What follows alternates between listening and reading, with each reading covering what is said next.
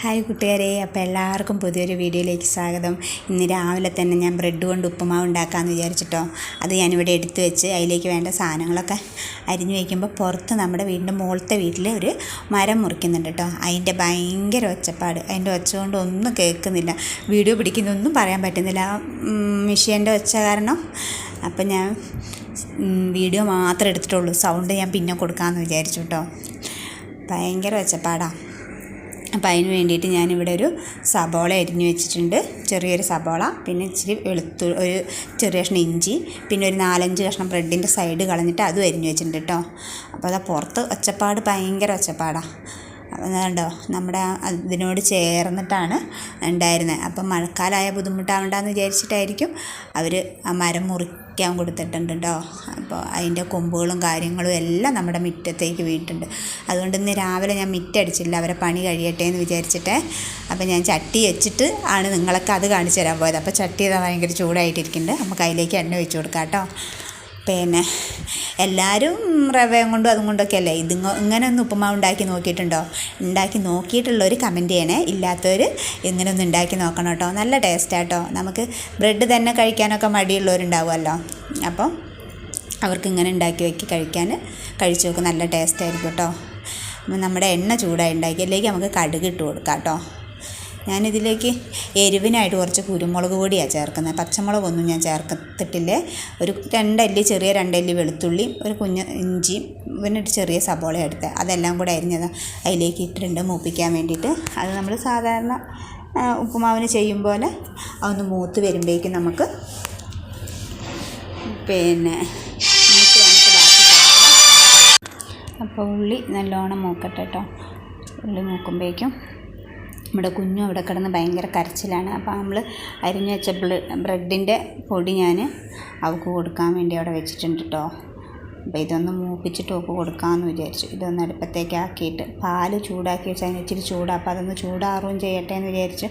അപ്പോൾ ഒരു സൗകര്യവും തരുന്നില്ല, അപ്പോൾ ഞാൻ അവൾക്ക് കൊടുത്തുട്ടോ. അവൾ അവിടെ ഇരുന്നത് കഴിക്കുകയാണ്. എൻ്റെ ചായ അവിടെ തിളയ്ക്കുന്നുണ്ട്. ഇത് ഉള്ളി മൂത്ത് വന്നിട്ട് അതിലേക്ക് കുറച്ച് ഉപ്പ്, പാകത്തിന് ഉപ്പും കുറച്ച് കുരുമുളക് പൊടിയും കൂടി ഇട്ടിട്ട് അതൊന്ന് എണ്ണയിലൊന്ന് ചൂടാക്കി എടുക്കുന്നുണ്ട് കേട്ടോ. എന്നിട്ട് പിന്നെ ഞാൻ അതിലേക്ക് 2 മുട്ടയും കൂടെ ഇട്ട് കൊടുക്കുന്നുണ്ട്. 2 മുട്ട പൊട്ടിച്ചിട്ട് കുരുമുളക് പൊടി നമുക്ക് പിന്നെ എരിവിന് നോക്കിയിട്ട് എടുക്കാം കേട്ടോ. നല്ല എരിവ് വേണ്ടവർക്ക് അതിനനുസരിച്ച് എടുക്കാം. ഞാനൊരു 1/2 സ്പൂണിൻ്റെ മുകളിൽ എടുത്തിട്ടുണ്ട്, കാരണം ഇതിന് അത്ര എരിവില്ല ഈ പൊടിക്ക്. അതുകൊണ്ട് ഞാൻ ഒരു 3/4 സ്പൂണിൻ്റെ അടുത്തോളം എടുത്തിട്ടുണ്ട്. എനിക്ക് ബ്രെഡിന് മധുരമല്ലേ, അപ്പോൾ ഇച്ചിരി എരിവും കൂടി ഉണ്ടാകുമ്പോൾ നല്ലതായിരിക്കുമല്ലോ. അപ്പോൾ ഞാൻ കുറച്ച് കൂടെ ഇട്ട് കൊടുക്കുന്നുണ്ട്. എനിക്കത് പോരാന്നൊരു തോന്നല, അപ്പോൾ ഞാൻ കുറച്ചും കൂടി ഇട്ട് കൊടുത്തു കേട്ടോ. എന്നിട്ട് അത് നല്ലോണം ഒന്ന് ചൂടാക്കി എടുക്കുക. എന്നിട്ട് നമ്മൾ എടുത്ത് വെച്ചിരിക്കുന്ന മുട്ട അതിലേക്ക് ഒഴിച്ചു കൊടുക്കാം കേട്ടോ.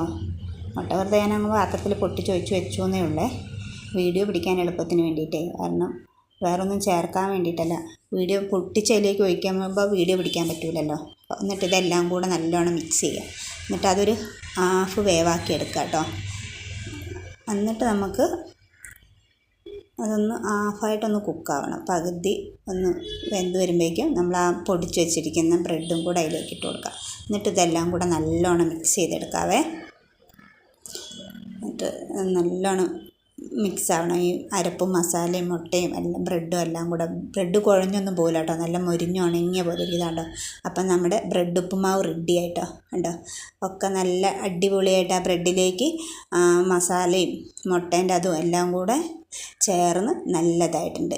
ഇനി നമുക്കിത് ഇറക്കിയിട്ട് ചൂടോടെ കഴിക്കാം. തണുത്ത് പോയാൽ കുഴപ്പമൊന്നും ഉണ്ടാവില്ല, എന്നാലും ചൂടോടെ കഴിക്കുന്നതായിരിക്കും ടേസ്റ്റ് കേട്ടോ.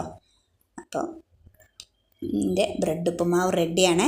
നിങ്ങൾ വരുന്നുണ്ടോ ചായ കുടിക്കാൻ? നമുക്ക് എല്ലാവർക്കും കൂടി ചവിക്കുക. അപ്പം ഞാനതൊരു പാത്രത്തിലേക്ക് എടുത്തിട്ടുണ്ട്.